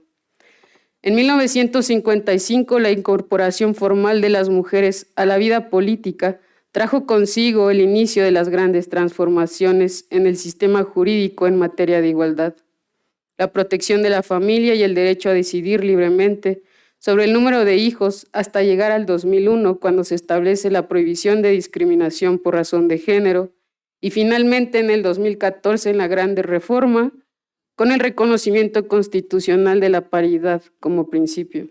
En este orden de ideas, osaré en decir que la democratización en México ha sido tardía y atiende también a un contexto de años en América de gobiernos autoritarios, donde la lucha de aquel momento era restablecer el orden democrático planteado por Rousseau. Orden que generaciones enteras preservaron y hemos tratado de enarbolar en el contrato social y su concepción declarativa de los ciudadanos libres e iguales. Así hicimos nuestro el espíritu nacionalista y construimos la llamada democracia moderna para el hombre blanco, privilegiado y heterosexual. Nuestro Estado, sus leyes y sus poderes constituidos fueron creados bajo un modelo de ciudadanos de primera y de segunda. La sociedad mexicana, sesgada de inaceptables estereotipos, por años impuso límites que no permitían la visibilidad de las mujeres y de los grupos en condición vulnerable. Era casi impensable que una mujer pudiera participar en la vida pública y para quienes pertenecemos a la comunidad, el sueño de una representación popular, abrazando nuestra bandera, se tornaba inaceptable, porque recordemos que fuimos pecado y también delito. Hemos visto que el machismo imperante no conoce de centros, izquierdas o derechas. Por tanto, es necesario entender que la paridad va más allá de una cuestión numérica y de cuotas de acciones afirmativas en la partición de escaños. Se trata de eliminar las desigualdades sistémicas y con ello las relaciones de dominación y subordinación establecidas desde la concepción del Estado mismo. Pensar que el reparto de un porcentaje de la representación significa paridad es adoptar una postura dada de una democracia patriarcal y en consecuencia hostil para las mujeres y las personas que pertenecemos a la diversidad. Poco se habla de las mujeres de la diversidad en el servicio público y los espacios de representación y toma de decisiones. No es porque no hayamos estado ahí antes. Al día de hoy, la visibilidad de las mujeres que pertenecemos a la comunidad es casi nula. La fórmula de Rousseau ha tenido un cambio. Ahora la democracia y los espacios para servir a ella están reservados para los hombres blancos y diversos que creen que desde sus ideas patriarcales sus agendas no representan. La invisibilización de las mujeres persiste, ahora por los hombres diversos, porque ser diverso no es sinónimo de perspectiva de género y porque culturalmente el machismo sigue arraigado. Al día de hoy en México, nacer mujer trae condiciones desiguales, pero nacer una mujer lesbiana es sinónimo de ausencia de opciones y poca visibilidad, porque estadísticamente solo el 5% de las mujeres de la diversidad se declaran abiertamente lesbianas y es quizá por miedo, porque México ocupa el segundo lugar a nivel mundial por crímenes de LGBT-fobia. Mientras no hagamos de los derechos humanos valores de vida como sociedad, la paridad, el progreso y la justicia social seguirán siendo un anhelo de ciudadanos de segunda en esta, la llamada democracia moderna. La verdadera paridad implica acciones para lograr igualdad de oportunidades y acciones para corregir desigualdades de poder. Hace más de 25 años, una lesbiana puso un pie en San Lázaro para entrar al pleno y tomar su curul. Una mujer lesbiana rompió el miedo que hemos sentido todas, los estigmas e intolerancia que nos siguen acosando cuando salimos a la calle tomadas de la mano de nuestra pareja. Para ella no hubo acciones afirmativas que la arroparan, ni tribunales que velaran por sus derechos ante la violencia machista. No hubo redes sociales que se manifestaran. Ella ya era una de las contadas voces que se hacían escuchar. De su labor legislativa se desprende la despenalización de la homosexualidad. 8 legislaturas, casi un cuarto de siglo, 4,000 diputados en la llamada Casa del Pueblo de México y contadas las abiertamente lesbianas que no llegan ni a 10 en todo este tiempo, pero que han sido símbolo de representación e inspiración de conquista política en los espacios de toma de decisiones. ¿Cuáles han sido las agendas impulsadas por estas legisladoras? ¿Cuál fue su trabajo como representantes? ¿Qué aprendimos quienes nos dedicamos al servicio público? Las agendas parecen ser las mismas desde hace mucho tiempo, y los avances más significativos en la protección de nuestros derechos, en la mayoría de las ocasiones surgen después de un pronunciamiento de la Corte de Justicia de la Corte Interamericana, ahora también del Tribunal Electoral con las acciones afirmativas. Digo esto desde el entendimiento de la adversidad a la que se enfrenta toda legisladora con una agenda de género. Sin embargo, también sobran las palabras cuando hay que hablar del olvido de las causas, cuando la lucha colectiva se ve marcada por el paso siguiente en el suspiro político, cuando las palabras libertad, derechos, igualdad y reconocimiento son usadas al amparo servil de un interés individual electorero. Quedarse a hablar del logro que suponen las acciones afirmativas que hoy obligan a los partidos políticos a tener candidaturas y con ello representantes de la comunidad no es suficiente. No cuando no hay un espacio seguro para nosotras las mujeres, matrimonio igualitario en el Código Civil pendiente, seguridad social pendiente, acceso a servicios de atención médica que parecen ser todavía más un privilegio que un derecho, violencia familiar en el silencio e impunidad, un marco normativo sin armonía que nos sigue discriminando desde la estructura misma en la que fueron concebidas sus instituciones. Reconozco que como sociedad también hemos fallado, que ha faltado valor, agenda y empatía, porque servir a una causa va más allá de sentarse en una curul, porque no podemos vivir a la sombra quienes nacimos arcoíris. Gracias. Muchísimas gracias, Andrea, por compartirnos estas vivencias, tus reflexiones tan emotivas. Gracias por sensibilizarnos también con esos conceptos. Y bueno, les recuerdo a las personas que están presentes que pueden hacernos llegar sus preguntas en las tarjetas, pedírselas aquí a las personas que nos apoyan y a quienes nos siguen en la transmisión. También pueden hacernos llegar por escrito, por la misma plataforma, sus preguntas. Y yo tengo una pregunta aquí para ustedes, porque no es para una en particular. Preguntan, ¿cuáles son para ustedes dos de los temas fundamentales que deben avanzar primordialmente en la agenda de las mujeres de la diversidad? No sé quién quiera contestar. Los temas, o sea, dos de los temas fundamentales, los principales temas en los que se tenga que avanzar en la agenda de las mujeres de la diversidad sexual. Adelante, senador. Bueno, fíjense que precisamente uno de los trabajos que tenemos que realizar mucho en el tema legislativo, pues es poder traducir esas necesidades sociales, culturales y demás que se tienen al ámbito legislativo. Y entonces, concretamente, tengo dos amigas, una es de Paracho, una de Morelia, se casan, tienen a su hijo y son, hasta cierto punto considero, dos de los principales objetivos que tenemos que estar trabajando, porque deciden tener un hijo. La que se embaraza le dan su permiso de maternidad, pero la otra chica, su pareja, no le dieron permiso de maternidad porque no está establecido en la ley. Entonces, en materia de mujeres, pues cuando queremos ser madres y somos dos parejas, claro que necesitamos también. Y entonces la respuesta en su trabajo es que no existe el permiso de doble maternidad. Solamente existe el de paternidad y son 7 días. Y antes di que existe el de paternidad. Entonces le negaron ese derecho. Y no conforme con eso, cuando van al registro civil, valga la redundancia, a registrar a su niño, a ponerle nombre, se vuelven a topar otra vez con el gran tema. Aquí no lo puedes registrar porque no existe eso. Lo puedes registrar y eso es, fíjense, tan importante, el derecho a la identidad, el derecho a ser alguien, vaya.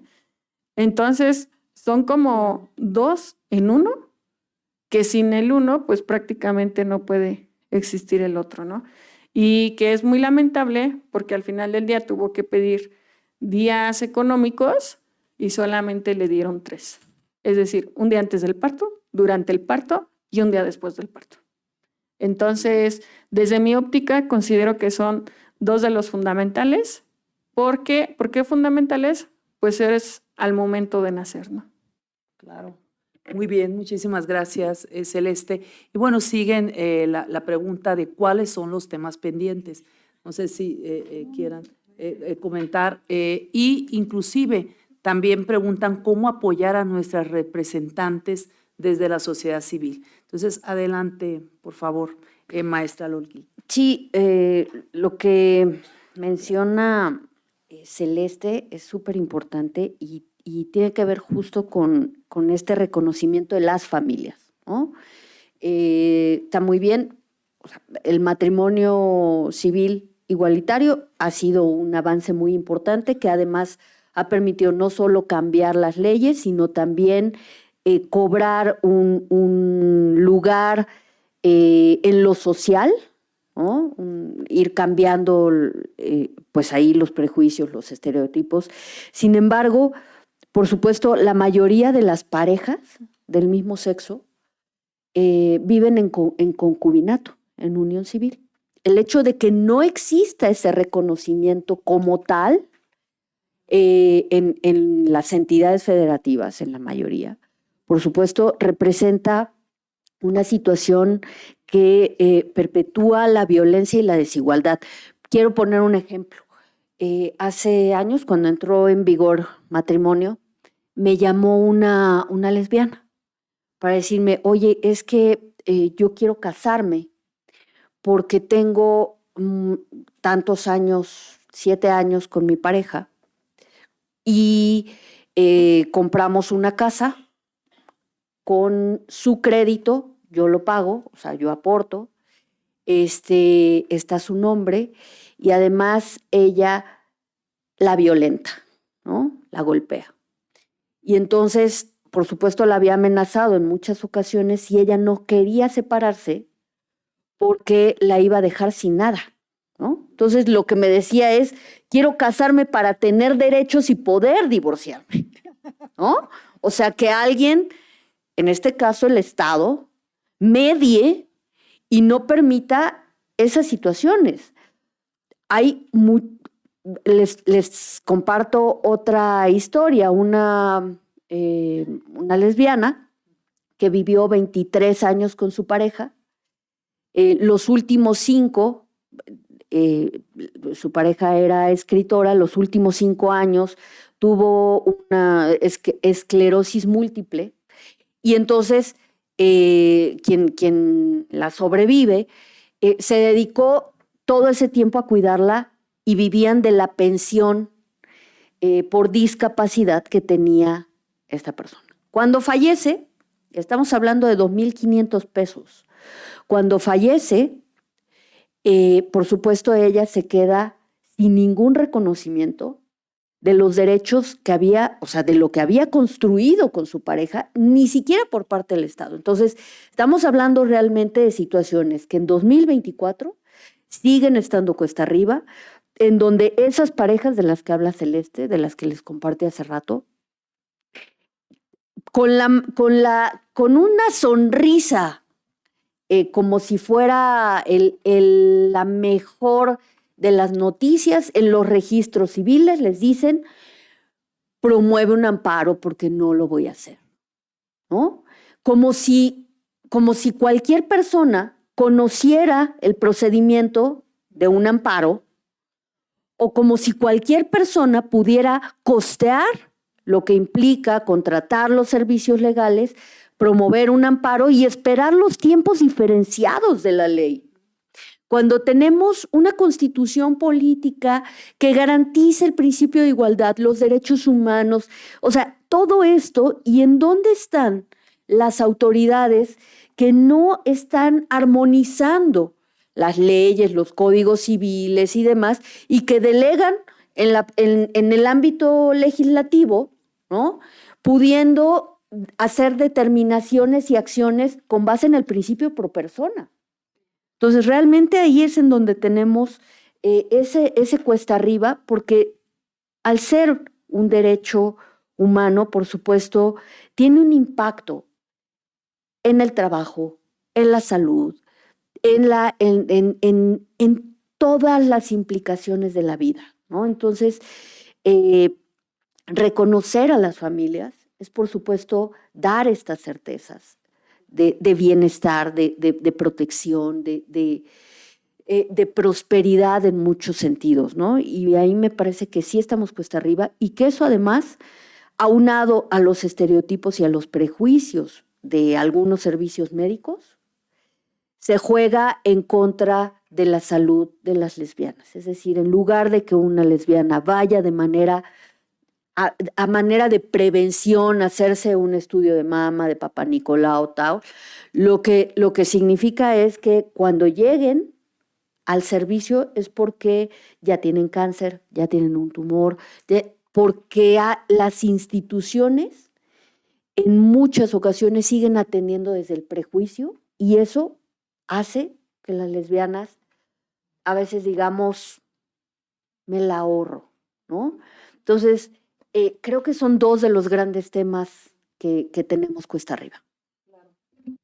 Dar el derecho a la salud, precisamente yo siempre he sostenido que ya dejamos atrás la época en la que veíamos a los derechos humanos como aspiraciones jurídicas, porque ya no necesitamos luchar por ningún derecho. todos los derechos están reconocidos, sin embargo, no es que sean una realidad o se materialicen para las personas. Actualmente estamos en la época en la que tenemos que materializar los derechos de las personas y para ello en los órganos jurisdiccionales hemos avanzado definitivamente en delimitar, en dar contenido a los derechos, en decir a qué se refieren los derechos. Las sentencias de los tribunales definitivamente han dado cuenta en reconocer el de los derechos a los concubinatos, el derecho a la pensión por viudez de personas homosexuales, de las personas de la diversidad sexual. O sea, hemos avanzado mediante las sentencias de los órganos jurisdiccionales y en muchos otros aspectos, todos los derechos económicos, sociales y culturales. Sin embargo, estas no son suficientes para colmar la expectativa de la sociedad de que mejore la provisión de los bienes jurídicos, porque esto está en el terreno de las políticas públicas, que es lo que mencionaba hace un momento. O sea, no es necesario que tengan que obligar a las personas a acudir a tocar la puerta de un tribunal para que se le reconozca y se obligue desde aquí a las autoridades a que hagan o dejen de hacer o hagan algo para reconocer, materializar los derechos. Entonces, ¿hemos avanzado? Pues sí, pero todavía nos falta mucho por hacer precisamente para que se alcance a estas personas que no tienen las condiciones para precisamente acceder al ejercicio de estos derechos. Yo le pregunto ahora aquí a la doctora Alicia, porque están ahora sí, tenemos muchas preguntas, si nos puede compartir brevemente alguna anécdota sobre la lucha que usted ha llevado. ¿Qué tiene que ver con esto? Al fin y al cabo, aquí tengo a la directora de la Facultad de Derecho y ahí va ¿sí? Ahí va la estafeta porque le toca. ¿Sí? El tema es que no sabemos interpretar el derecho, ¿sí? Y menos con perspectiva de género, porque no nos lo enseñan, ¿sí? A esas alturas del partido, el trabajo de las facultades de derecho, de las escuelas de derecho de todo el país, se queda en la etapa decimonónica y ahí seguimos, ¿verdad que sí? Pero ese es el problema. Anécdota, era yo magistrada y que esto sirve para todas las cuestiones registrales. Era yo magistrada en aquel entonces, me llega a la sala una apelación porque una persona que cuando entra a mi oficina a contarme su problema y que no sabía qué más hacer, porque todo el mundo le decía que no se podía, era una mujer guapérrima, hasta que empezó a hablar. Y dije, Alicia Elena, abre las orejas a ver qué pasa. Era obviamente una mujer trans, 1992, o sea, todo lo que significaba para ella esto, que había estudiado la carrera de medicina con su nombre, ¿sí? El que usaba ella desde que tenía 21 años, creo. Era María José, el nombre lo estoy inventando ahorita, pero era muy parecido y lo estoy inventando por una cuestión de respeto a la intimidad de las personas. María José, y no había registro civil que le quisiera, ni abogado, ni nadie que le quisiera hacer el cambio de acta para poderse recibir como médica. Ya había terminado la carrera de medicina. ¿Cómo le hizo para la preparatoria y demás? ¿Con qué acta de nacimiento? No me pregunten. Bueno, sí, obviamente eran actas de nacimiento que estaban trucadas, pero finalmente llegó y terminó la carrera y cuando le pidieron un acta de nacimiento nueva, ya no pudo seguir con los trámites. ¿Por qué? Porque su acta de nacimiento decía José María. Y entonces, eres José María y por lo tanto no te puedo hacer el cambio y hazle como quieras.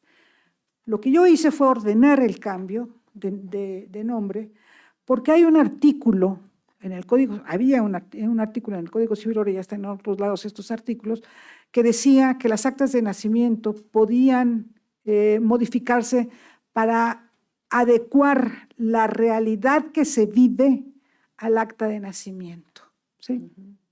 O al revés, el acta de nacimiento a la realidad que se vive.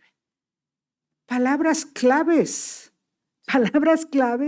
Si yo estoy viendo una mujer guapérrima que además me está enseñando todas sus boletas de calificaciones de la carrera con María José,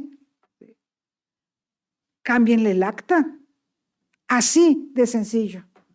Es que vamos a tener que cambiar los 32 jefes de registro civil de aquel entonces, me fueron a pelear, me fueron a ventanear, me fueron a decir hasta lo que me iba a morir, pero el acta se cambió. ¿Sí? No cambié el sexo porque eso, desde mi perspectiva, no se podía cambiar, pero sí su nombre. Y con cambiarle el nombre se pudo recibir y ejerció la carrera hasta su muerte, que fue una muerte temprana, porque también eso sucede. Entonces, se pueden hacer cosas con voluntad y pensando en derechos humanos, ¿sí? Porque la ley lo permite, permite la interpretación del derecho. Y si nos casamos con que es que no lo dice, no dice que mi mamá tiene que ser la que firme, pero hay toda una interpretación y más una interpretación con perspectiva de género. Claro. ¿Sí? Gracias. No, gracias a usted, doctora. Bueno, son muchas preguntas. Yo quiero pasarle aquí una pregunta a Andrea sobre qué acciones realizar para desaparecer esos abusos y costumbres de los que hace un momento se platicaba, comentó aquí Celeste, cuando hacía referencia a abusos y costumbres, más bien a los abusos y costumbres. Adelante, Andrea. Sí, claro. También creo que esta respuesta responde un poco a la otra pregunta, y es que hay un vacío legal en el tema de que no existe una ley nacional de órdenes y medidas de protección cuando las mujeres o los grupos en condición vulnerable son violentados. Entonces, no hay estándares mínimos de actuación o cada estado tiene su propio criterio, y eso, lejos de ayudar, hace que las víctimas se pongan en peligro constante. Entonces, y también los primeros respondientes muchas veces pues no saben qué hacer. Eso hace que cuando lleguemos al Ministerio Público a hacer una denuncia o que intentemos emprender cualquier acción jurídica, pues nos llevemos la sorpresa de ser revictimizadas todo el tiempo, y las personas ya no queremos ir a denunciar o continuar con nuestro proceso legal. Yo lo viví hace muy poco tiempo, ¿no? Cuando llegué a poner mi denuncia, el médico legista me dijo: pero ¿por qué te madrearon si tú te ves, o sea, que tú pareces hombre? Tú eres la lesbiana que parece hombre. Yo dije, pues si yo estoy así, o sea, yo fui violentada.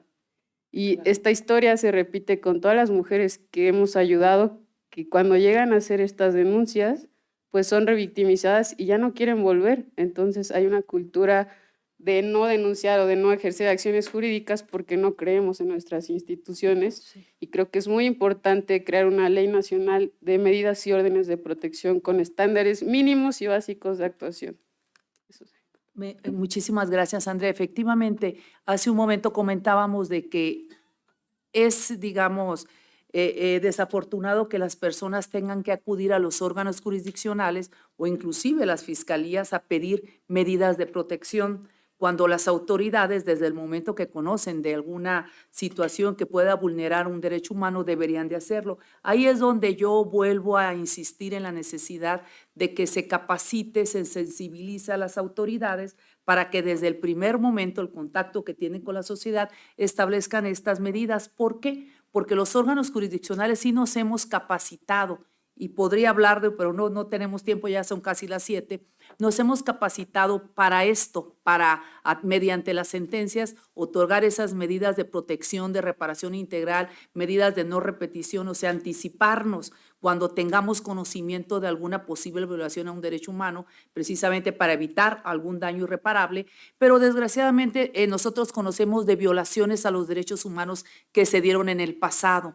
Entonces, si bien es cierto, hemos avanzado, hemos logrado en este sistema federal, digamos, obligado a las autoridades a que hagan algo, pues yo insisto, el tema es mucho más complejo, hemos avanzado, pero todavía nos falta mucho, porque en la medida que las autoridades, todas las autoridades, si no se capacitan en los términos de lo que dice la Constitución, y ahí existe toda una serie de normativa internacional que ya forma parte de nuestro derecho interno, pues toda esta obligación que tuvimos nosotros los órganos jurisdiccionales no vino nomás porque a alguien se le ocurrió, venía desde las convenciones de los Derechos de la Mujer, la CEDAW, la Convención Belén do Pará, sentencias de la Corte Interamericana de Derechos Humanos que nos obligaban a capacitarnos, a los juzgadores, que obligaban a los ministerios públicos a capacitarse para evitar revictimizar a las personas, y viene desde las sentencias de Campo Algodonero,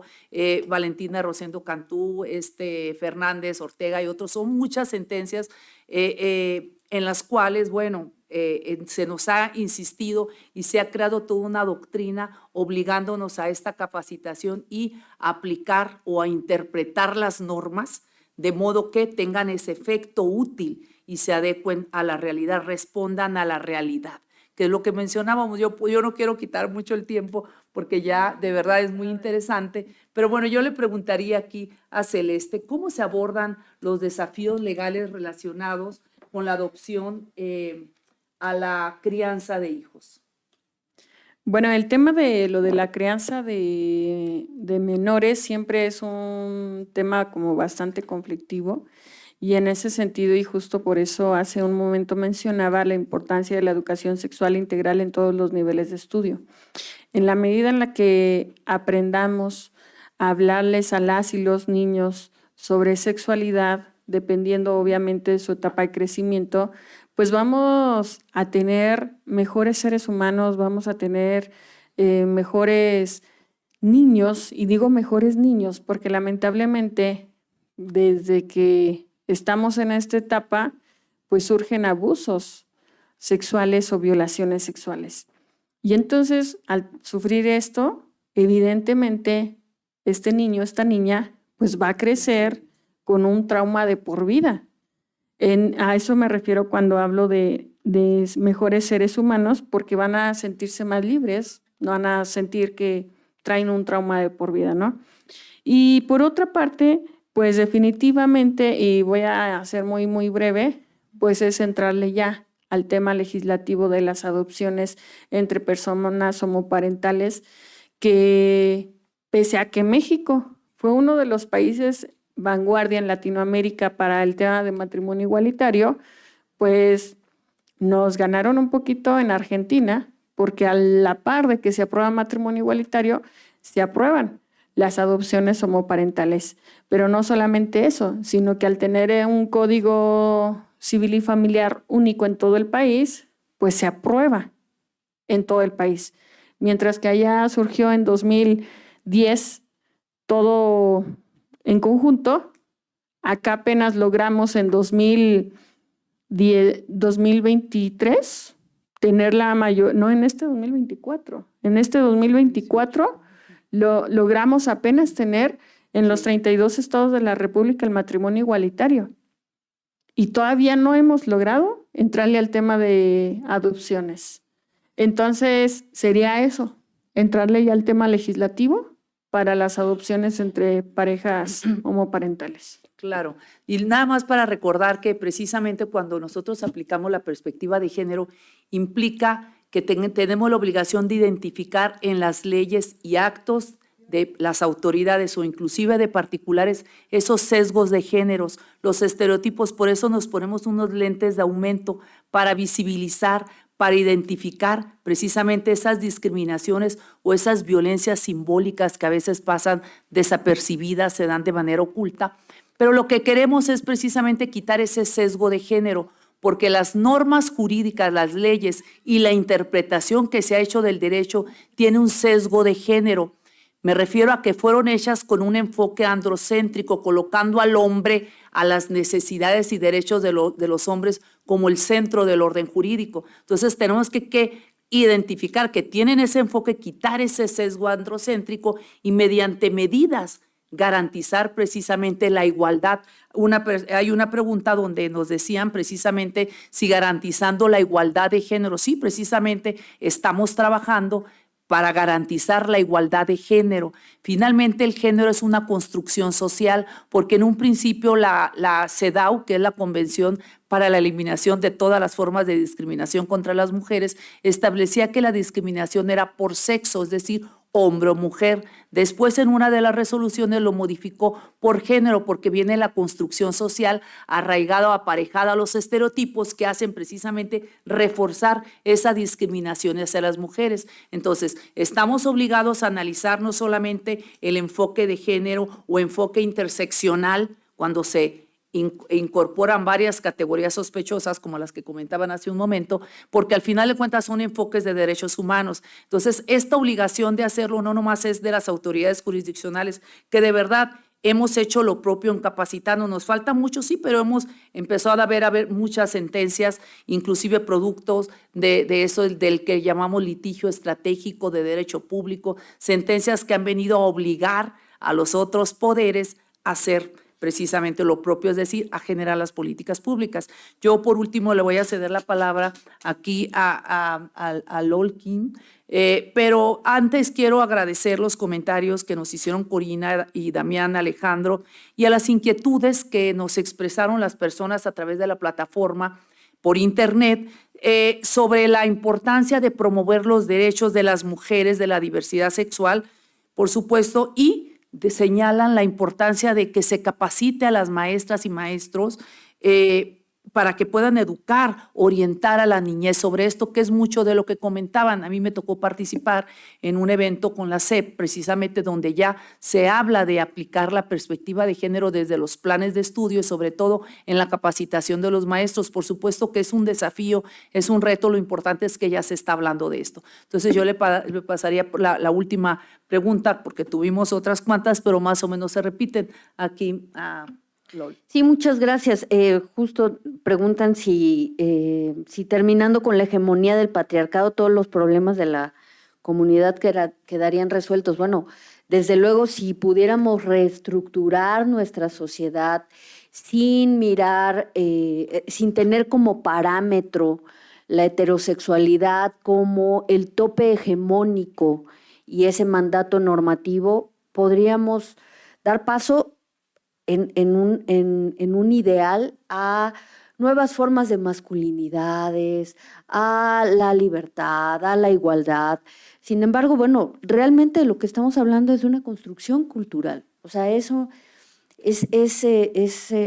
pues es realmente una utopía. Yo creo que si nos fuéramos dos mujeres a vivir a una isla, pues difícilmente podríamos reproducirnos, pero sí podríamos, cada una desde su aprendizaje, seguramente replicar los mismos modelos que hemos aprendido. Entonces, no es automático. Ser lesbianas no nos hace mejores ni peores. Estamos paradas exactamente como lo mencionó cada una, desde el lugar en el que crecimos, desde el aprendizaje que nos permite construir relaciones de igualdad, con nuestros pares, pero también que nos hace tener distancia y una ruptura con quienes no reconocemos así, ¿no? Entonces, claro, es algo muy complicado y sí me parece que solamente por la pregunta anterior, el tema de las adopciones. Ahí está la Acción de Inconstitucionalidad 2/2010, que fue la primera que fue resuelta para el matrimonio igualitario de la ponencia del ministro Valls, en donde la aportación más importante que se hace, justo pensando en las familias, es en el bien superior de las niñas y de los niños, en donde dice que la adopción no es el derecho de la pareja o de la persona.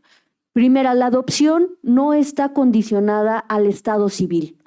Las adopciones pueden ser individuales o en pareja, casadas, casados o en concubinato o de manera independiente. Y de lo que se trata es de buscar la mejor familia para esa niña o ese niño. Y eso no tiene una condicionante ni de edad, ni de sexo, ni de género, ni de estados económico, etc.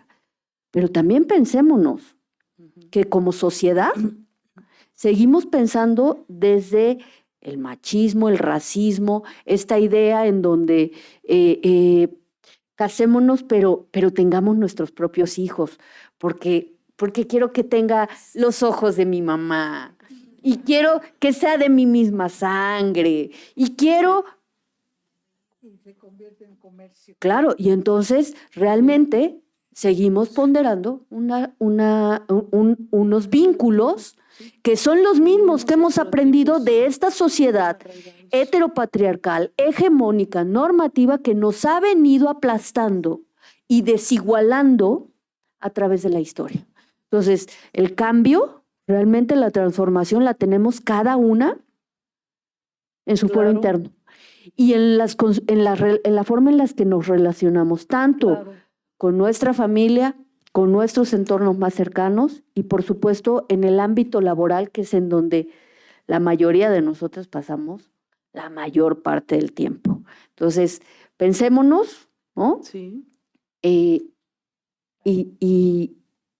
bueno, por ahí como el reto, ¿no? A veces los cambios son mucho más simples de los que pensamos. Ya nos compartiste, Alicia, cuando estábamos impulsando matrimonio, el registro civil nos decía, pero ¿cómo que era algo que les angustiaba, pero ¿cómo les voy a decir? ¿Las declaro marida y marida? Y les decíamos, y con eso Las declaro casadas. las declaro Unidas en matrimonio. unidas en matrimonio. Y entonces es cómo ponemos en palabras, en argumentos, y damos espacio a una realidad social que está ahí presente. Gracias. Exactamente, gracias a ti. Bueno, solo decir que efectivamente este desafío, este compromiso que tenemos con los derechos de todas las personas es de toda la sociedad, tanto el Estado, las autoridades del Estado, como las personas, como integrantes de una sociedad, estamos obligadas precisamente a hacer lo propio, a aportar desde nuestras trincheras a estas nuevas formas de relacionarnos, simplemente sin discriminación, donde todas las personas puedan ejercer sus derechos, sus proyectos de vida. Las autoridades están obligadas a generar condiciones para que las personas puedan desarrollarse, estudiar, tener sus cuestiones personales, y por ello estamos obligadas a, dentro de lo que se comentaba, a esta promoción, sensibilización, donde entendamos precisamente un nuevo modelo de sociedad incluyente, donde no haya discriminación, pero es un tema de sociedad y Estado, es un tema cultural. El Estado, por un lado, mediante las políticas públicas de educación, por un lado, pero no nomás de educación, hay una serie de políticas públicas que las distintas autoridades de manera transversal tienen que impulsar para ir, digamos, orientando o incentivando a la sociedad a conducirnos de cierta manera, porque con las leyes se incentiva o se desincentiva las conductas dependiendo de cómo se diseñen. Entonces es un tema, por un lado, de las autoridades, pero también nosotros como sociedad, como integrantes, estamos obligados también a hacer lo propio porque nos identifica lo mismo, los mismos proyectos de vida, que es vivir en una sociedad precisamente, sí, reconciliada, donde cada quien pueda hacer simplemente desarrollar sus proyectos. Y yo diría aquí que afortunadamente el tema de la educación es un tema cultural que lo podemos ir cambiando si empezamos, ya se empezó, que sigamos, que continuemos con eso en las próximas generaciones, podemos ver los cambios. Sin embargo, este tipo de agenda de las mujeres y de las personas de la comunidad LGBTI generalmente están siendo amenazados. Damos un paso para adelante y luego retrocedemos en uno. ¿Por qué? Por las mismas resistencias, por los mismos estereotipos, porque se vienen a modificar estructuras sociales de funcionamiento, vienen a mover el status quo donde es calladita te ves más bonita, no hables, aguántate, cállate, no muevas el orden, y definitivamente pues genera una situación que hemos visto, tanta violencia, tantos asesinatos, y lo que nos identifica en la agenda a todos es precisamente que luchamos por la no discriminación. Todos con nuestras matices, con nuestras distintas, digamos, particularidades, pero nos une la lucha contra la no discriminación y precisamente la igualdad. Cuando hablamos nosotros de rompe el pacto, a veces vemos claramente esas conductas, el pacto patriarcal, vemos claramente esas conductas, digamos, de simbiosis, donde los hombres a veces naturalmente se unen precisamente para apoyarse entre ellos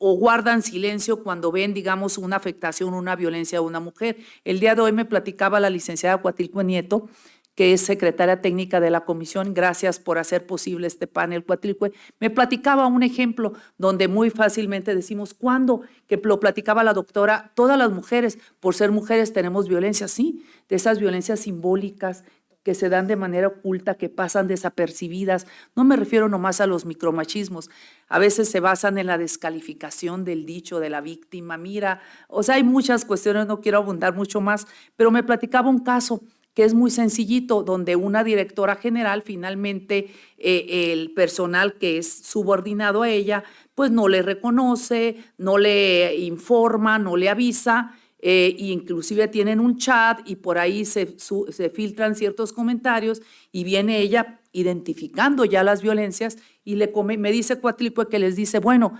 simplemente esta conducta se le hubieran hecho a un hombre, si fuera un jefe hombre, ¿tú crees que los subordinados hubieran tenido estas conductas, esas actitudes? Definitivamente no. Precisamente ahí es donde hacemos este tipo de preguntas. O, por ejemplo, aquel caso donde se va una secretaria técnica, se va un secretario técnico de una instancia, llega una mujer y el otro no le daba la oficina. No le daba la oficina y la otra esperando, a ver, dame para tomar posesión. Les pregunto a ustedes, si hubiera sido otro hombre el que iba a llegar a esa posición, ¿crees que el otro se hubiera quedado aquí, me sigo en la oficina? ¿Ustedes creen? Por supuesto que no. Entonces, ahí es donde hablamos nosotros de rompe el pacto, derivado de la pregunta que hicieron las personas. Y bueno, yo solo, por último, quiero agradecer a nombre del Tribunal Federal de Justicia Administrativa, me voy a permitir darles un reconocimiento.